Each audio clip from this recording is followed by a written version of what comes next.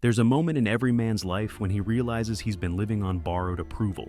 Every smile he forced, every story he exaggerated, every question he asked just to fill the silence. All of it, an elaborate performance to feel wanted. Today, I want to talk about what happens when you finally stop chasing validation.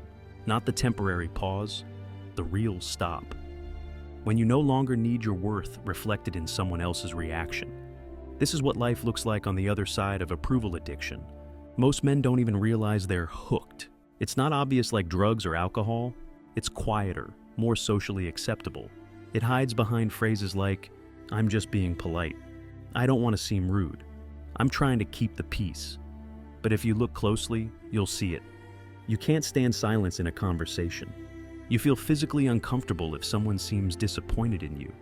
You replay small interactions in your head for days, wondering if you sounded stupid. You over-explain yourself to justify every decision.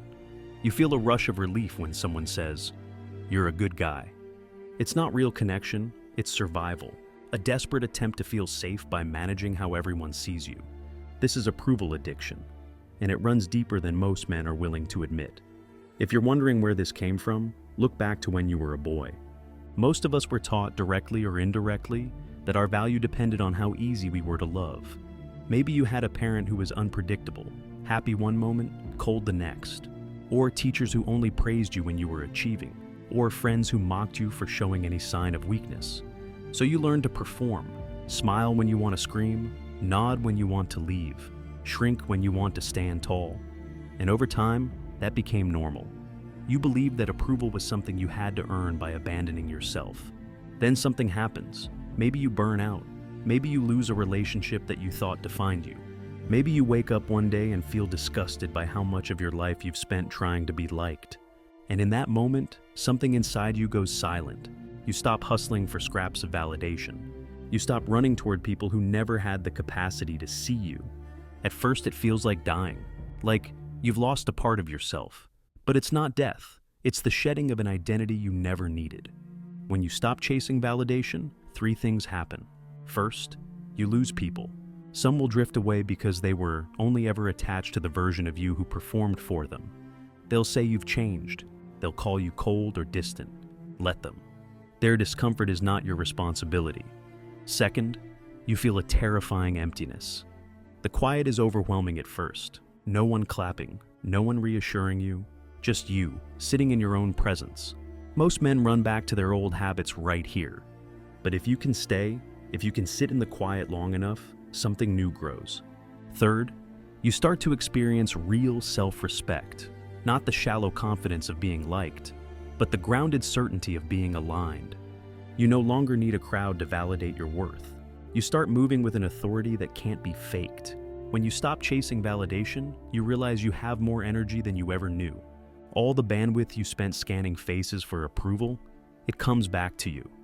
And you start using it for things that matter, building something of your own, taking care of your body, creating space for genuine relationships, sitting in the stillness without anxiety.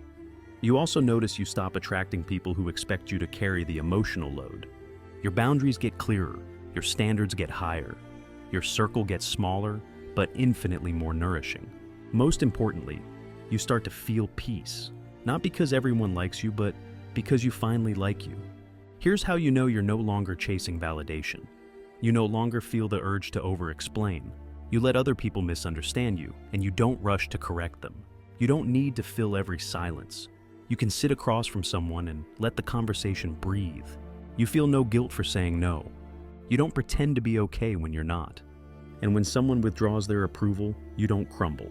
You simply note it and carry on with your day. This is real power, the kind that doesn't need an audience. If you're in the middle of this process, if the quiet feels heavy and the loss feels permanent, know this: you are not empty. You are finally clearing the space that validation once occupied.